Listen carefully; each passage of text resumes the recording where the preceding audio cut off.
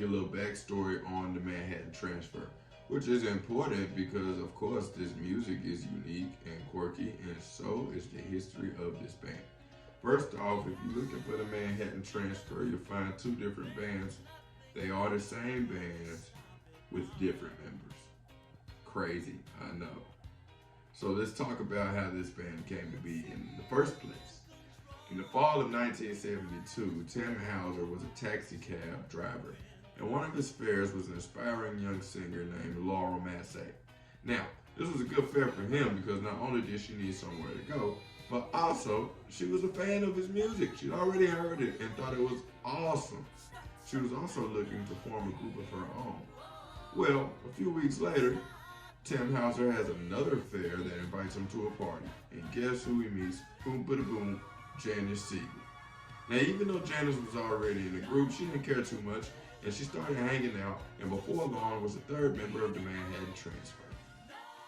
Now, as they began rehearsing, they got lucky because Massey's boyfriend, introduced them to Alan Paul, who was, of course, co-starring in the original production of Grease.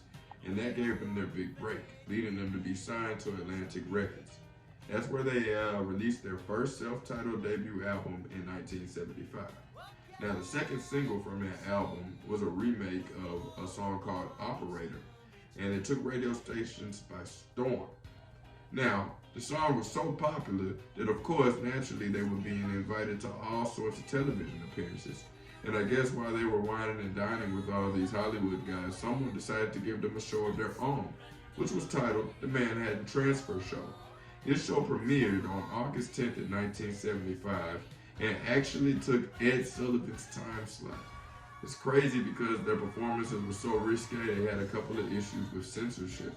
And still, they did amazing things, one of which was bringing Bob Marley and the Wailers to the first U.S. television performance. Now, unfortunately, in 1978, the band was shaken up when Laurel Massey was injured in a car accident and decided that she would not continue with the band. She was replaced with Cheryl Benteen, a stunning singer from Mount Vernon, Washington, and that begins the second phase of the Manhattan Transfer. And that's where we get this album. This is the first album of the reincarnation of the Manhattan Transfer, Extensions. And you gotta go listen to it. That's all I'm saying. Now, of course, is it all snaps? Nah. There's definitely some skips on here for me. So if you're looking for something that's wild and quirky and unique and spans a lot of different genres, then look no further than the Manhattan Transfer's Extensions album. Till next time, fellow groovers. Ka-choo, ka-choo.